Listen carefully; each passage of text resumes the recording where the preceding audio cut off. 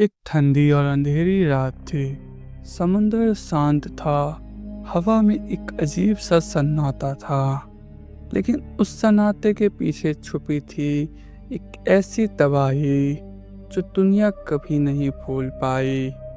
ये कहानी है दुनिया के सबसे मशहूर जहाज टाइटैनिक की। एक ऐसा जहाज जिसे लोग कहते थे ये कभी नहीं डूबेगी। लेकिन उसी टाइटैनिक ने एक रात 1500 से ज़्यादा लोगों को समुंदर के अंदर हमेशा के लिए सुला दिया। टाइटैनिक के डूबने की ये कहानी सिर्फ एक हादसा नहीं था, ये एक सबक था। इंसानी घमंड, लापरवाही और भगवान से टक्कर लेने की कोशिश का। 1900 के शुरुआती दौर में दुनिया नई इन्वेंशन और मशीन से बदल रही थी। ट्रेन, फैक्ट्रीज और बड़े शिप्स का ज़माना आ चुका था। उस वक्त की एक ब्रिटिश कंपनी थी, वाइट स्टार लाइन। उन्होंने डिसाइड किया कि वो एक ऐसा जहाज़ बनाएंगे जो दुनिया का सबसे बड़ा, सबसे कंफर्टेबल और सबसे पावरफुल हो। नाम रखा गया RMS टाइटैनिक। टाइटैनिक का कंस्ट्रक्शन 1909 से स्टार्ट हुआ। बेलफास्ट नाम के शहर में इस जहाज का साइज इतना बड़ा था कि लोग उसे देखकर हैरान रह जाते। 882 फीट लंबा, 175 फीट ऊंचा, 9 फ्लोर्स और इतनी सारी सुविधाएं कि आज भी कई होटल्स में नहीं मिलती। जहाज में एक स्विमिंग पूल था, जिम था, तुर्किश बाथ था, लाइब्रेरी थी, रेस्टोरेंट था, लाइव म्यूजिक ग्रुप था। एक बड़ी सी सुंदर सीढ़ियों वाली हॉल थी जिसे ग्रैंड स्टारकेस बोला गया। ये सब कुछ टाइटैनिक को एक फ्लोटिंग महल बना देती थी। टाइटैनिक में 3 तरह के पैसेंजर्स थे, फर्स्ट क्लास, सेकंड क्लास और थर्ड क्लास। फर्स्ट क्लास वाले लोग राजा महाराजा की तरह रहते थे। महंगे वाइन्स, सिल्वर प्लेट्स और रॉयल रूम्स। सेकंड क्लास वाले थोड़े मिडिल क्लास लोग थे। अच्छा खाना और अच्छा रूम मिलता था। और थर्ड क्लास में वो लोग थे जो नए सपनों के साथ अमेरिका जा रहे थे। मजदूर, छोटी नौकरी वाले लोग या परिवार वाले जिन्हें नए जीवन की शुरुआत चाहिए थी। टाइटैनिक की पहली यात्रा 10 अप्रैल 1912 को इंग्लैंड के एक शहर साउथहैम्पटन से शुरू हुई। टाइटैनिक का मंजिल था न्यूयॉर्क सिटी, अमेरिका। रास्ते में टाइटैनिक ने 2 और जगह से पैसेंजर्स उठाए, फ्रांस के चेरबोरेग और आयरलैंड के क्यूनस्टोन। लोग बड़े एक्साइटेड थे। कुछ लोग पहली बार समुंदर पार कर रहे थे, कुछ हनीमून मनाने जा रहे थे, कुछ नए सपने लेकर नए देश में नए जीवन का सोच रहे थे। टाइटैनिक में 2224 लोग थे, जिसमें से पैसेंजर्स के अलावा स्टाफ और क्रू मेंबर्स भी शामिल थे। शुरुआत के कुछ दिन बहुत ही शांत और मज़े भरे थे।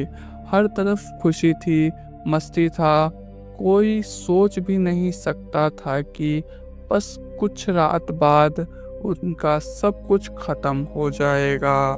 14 अप्रैल 1912 टाइटैनिक का 6वां दिन था। रात होने लगी थी। नॉर्थ अटलांटिक ओशंस में ठंड बहुत ज़्यादा थी। टेम्परेचर 0 से भी नीचे था। उस रात समुंदर में आइसबर्ग्स यानी बड़े बड़े बर्फ के टुकड़े घूम रहे थे। टाइटैनिक को दिन भर में 6 बार वार्निंग मिल चुकी थी कि आगे बर्फ है, संभल कर चलो। लेकिन टाइटैनिक फिर भी अपने फुल स्पीड से डूबती रही। कैप्टन सुमित और इंजीनियर्स को अपनी जहाज की ताकत पे बहुत भरोसा था।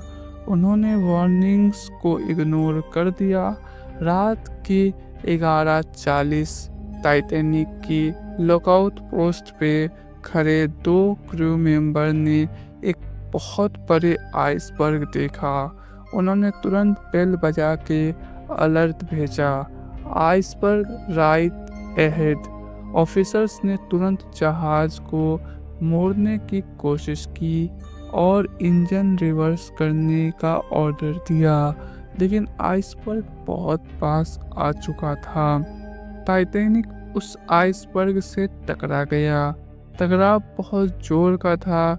जहाज के दाएं साइड में 300 फीट का बड़ा छेद हो गया। टाइटैनिक के नीचे 16 अलग अलग कंपार्टमेंट्स थे। अगर 4 तक पानी भरता तो जहाज बच सकता था, लेकिन इस टकराव में एक साथ 6 कंपार्टमेंट में पानी घुस गया। जहाज धीरे धीरे आगे के हिस्से से झुकने लगा। कैप्टन स्मिथ समझ गए थे टाइटैनिक डूबने वाला है।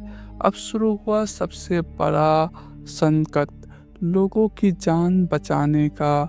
टाइटैनिक में सिर्फ 20 लाइफ बोट्स थे, इसमें सिर्फ 1178 लोग ही बैठ सकते थे, जबकि टाइटैनिक पे 2200 से ज्यादा लोग थे। मतलब आधे से भी कम लोगों की जान बच सकती थी। लोगों को ऊपर ठीक पे बुलाया गया, लाइफ जैकेट्स पहनाई गई, लेकिन लोगों को अभी भी भरोसा नहीं हो रहा था कि टाइटैनिक जैसा जहाज डूब सकता है। कई लोग अपने रूम्स में ही थे, कुछ लोग पार्टी कर रहे थे, कुछ लोग म्यूजिक सुन रहे थे। जब जहाज और ज्यादा झुकने लगा तब डर लोगों के चेहरों पे दिखा। लाइफ बोट्स रेडी की गई। सबसे पहले वुमेन और चिल्ड्रन को बैठाने का रूल था, लेकिन ज़्यादा लोग और कम स्पेस की वजह से अफरा तफरी मच गई। कुछ लोग ज़बरदस्ती चल रहे थे, कुछ लोग अपने परिवार के साथ जुदा नहीं होना चाहते थे। एक माँ अपने 3 बच्चों को लाइफ बोट में चढ़ाती है, लेकिन खुद के लिए जगह नहीं बचा। ये एक आदमी अपनी पत्नी को कह रहा था, तुम जाओ, मैं बाद में आता हूँ, पर वो जानता था वो कभी नहीं आएगा। टाइटैनिक का ऑर्केस्ट्रा यानी म्यूजिक बजाने वाला ग्रुप उस वक्त भी म्यूजिक बजाता रहा, लोगों के बीच शांति बनाए रखने के लिए। सोचिए, डूबते वक्त भी कुछ लोग दूसरों के लिए बजा रहे थे। रात के 2:20 टाइटैनिक 2 हिस्सों में टूट गया और समुंदर में हमेशा के लिए चला गया। ठंड इतना था कि पानी में गिरते ही आदमी कुछ ही मिनटों में मर जाता। 1500 से ज़्यादा लोग उस रात या तो पानी में डूब गए या बर्फीली हवा ने उनकी सांस छीन ली। सिर्फ 700 लोग बच पाए। उन्हें एक और जहाज RMS कार्पेथिया ने बचाया। कार्पेथिया ने उन लाइफ बोट्स को रेस्क्यू किया जो टाइटैनिक से छूटे थे। टाइटैनिक के डूबने के बाद दुनिया का नजरिया बदल गया। समुंदर के रूल्स को बदला गया। अब हर शिप्स में जितने लोग होते हैं उन सब के लिए लाइफ बोट्स रखना जरूरी हो गया। आइसबर्ग ट्रैकिंग के लिए एक नई टीम बनाई गई, इंटरनेशनल आइस पेट्रोल, जो आज भी काम करती है। 1950 के बाद टाइटैनिक एक लेजेंड बन गया। लोग उसके बारे में और जानना चाहते हैं। फिर 1985 में एक साइंटिस्ट रॉबर्ट बैलार्ड ने टाइटैनिक का मलबा समुंदर के 12,500 फीट नीचे ढूंढ निकाला। जहाज अब भी वहां पड़ा है, टूट चुका है, लेकिन उसकी कहानी जिंदा है। 1997 में हॉलीवुड में इस कहानी पर एक फिल्म बनाई, टाइटैनिक, जिसे जेम्स कैमरॉन ने डायरेक्ट किया। फिल्म में जैक और रोज की कहानी दिखाई गई जो सच नहीं थी, लेकिन उस दर्द और तबाही को ने जिंदा कर दिया। उस फिल्म ने टाइटैनिक की यादों को एक बार फिर दुनिया के सामने ले आया। आज भी टाइटैनिक का नाम लोगों के दिल में बसा हुआ है। उसके नाम पे म्यूजियम है, बुक्स लिखी गई और डॉक्यूमेंट्रीज बनाई गई।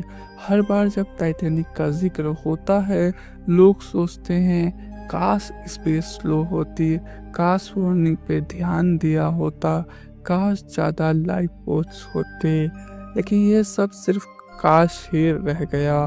टाइटैनिक की कहानी एक याद है, दर्द भरी लेकिन ज़रूरी।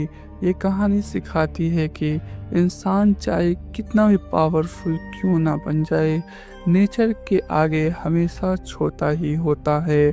टाइटैनिक आज भी समुंदर के तह में सो रहा है, लेकिन उस रात की चीख, दर्द और सेक्रीफाइस आज भी समुंदर के लहरों के साथ गूंजती है।